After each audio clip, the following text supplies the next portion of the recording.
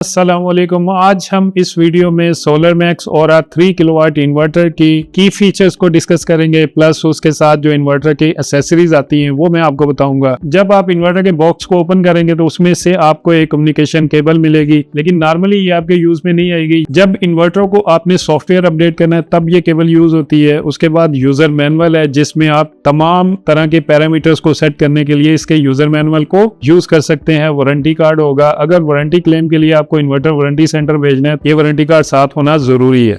साथ में ये आपको 2 स्क्रू आएंगे और ये एक प्लेट आएगी, मेटल प्लेट है। जब आपने बैटरी की केबल्स को कनेक्ट कर देना है तो ये प्लेट आपने लगानी है साथ, और उसके साथ यहाँ पे केबल टाई लगा देनी है ताकि बैटरी की केबल किसी तरह की लूजिंग ना रहे, क्योंकि बैटरी की केबल हैवी होती है। अगर आप इसे नहीं लगाएंगे, इसके साथ केबल टाई नहीं करेंगे तो समटाइम केबल लूज होने का खतरा होता है। हम इसके की फीचर्स की बात करें तो 3 किलोवाट का ये इन्वर्टर है। इसके साथ आप मैक्सिमम 4 किलोवाट तक सोलर लगा सकते हैं। 18 एम्पेयर का इसका MPPT है।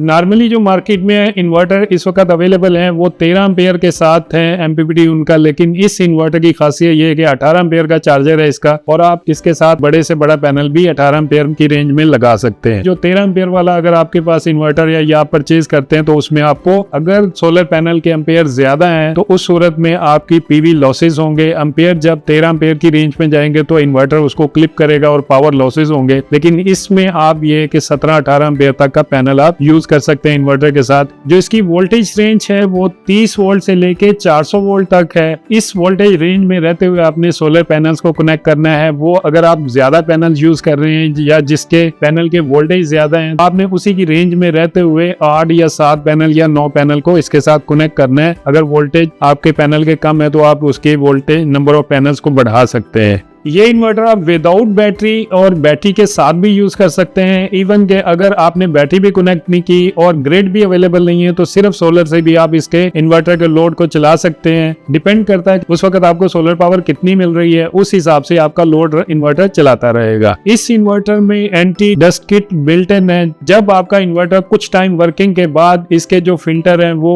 थोड़े मिट्टी वगैरह से गंदे हो जाते हैं तो आप इसकी फोम को निकाल के दोबारा से वॉश करके इजीली इसको इंस्टॉल कर सकते हैं। इन्वर्टर के अंदर किसी तरह की गद्दोगबार नहीं जाएगी और इन्वर्टर की लाइफ और परफॉर्मेंस बेहतर रहेगी। अगर आप इसके साथ बैटरीज की बात करें, लेड एसिड बैटरीज जो कि नॉर्मली पानी वाली बैटरीज या ड्राई बैटरीज भी कहते हैं, जैसे मेंटेनेंस फ्री, वो बैटरीज भी यूज कर सकते हैं। प्लस अगर आपने इसके साथ कोई लिथियम बैटरी यूज करनी है तो वो भी यूज कर सकते हैं। लिथियम बैटरी के जो नाम ऑलरेडी इसके साथ टेस्टेड बैटरीज हैं, उसमें सोलर मैक्स की तमाम बैटरीज आप लगा सकते हैं जो 24 वोल्ट की रेंज में आती हैं। प्लस इसके अलावा आप पाइलोन बैटरी यूज कर सकते हैं, BYD की बैटरी यूज कर सकते हैं, और बाकी जो भी बैटरी अगर आपने यूज करनी है तो बैटरी वालों से आपने ये जरूर चेक कर लेना है कि इस इन्वर्टर के साथ उनकी बैटरी टेस्टेड है। अगर टेस्टेड है तो वो बैटरी आप LIB जो कि RS485 पे कम्युनिकेशन होती है उस पे लगा के आप कनेक्ट कर सकते हैं। अगर हम इसके वर्क मोड की बात करें तो आपको इसमें वर्किंग मोड मिलेंगे, SUB जो कि SOL के नाम से आएगा। उसके बाद आपको SBUI मिलेगा, सोलर बैटरी यूटिलिटी मिलेगा। इसके अलावा अगर आपने सिर्फ एज ए UPS यूज करना है तो वो भी आप यूज कर सकते हैं।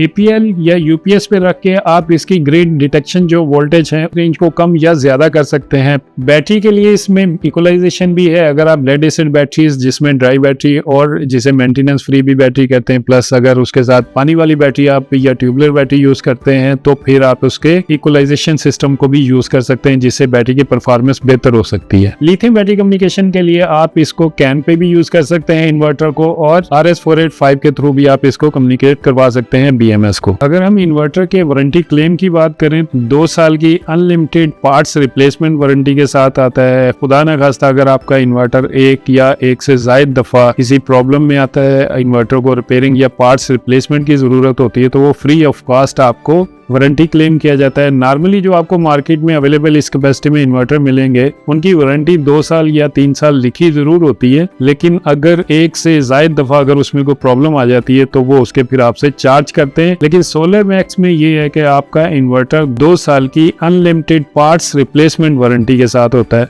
ये इन्वर्टर बिल्ट इन वाईफाई के साथ है। इसको आप ऑनलाइन मॉनिटर करना चाहते हैं तो उसके लिए आपने ऐप डाउनलोड करके यूज करनी है iDotSolar। iDotSolar पे आपने कॉन्फ़िगर करने के बाद अपने इन्वर्टर के पैरामीटर को भी चेंज कर सकते हैं और ऑनलाइन मॉनिटर भी कर सकते हैं। ये इस इन्वर्टर की थी जो बेसिक इंफॉर्मेशन आपको मैंने दी है। अगर मजीद इसकी आपने पैरामीटर सेटिंग्स वगैरह की वीडियो देखनी है तो वो भी हमारे यूट्यूब चैनल पे अवेलेबल है, आप वहां से देख सकते हैं।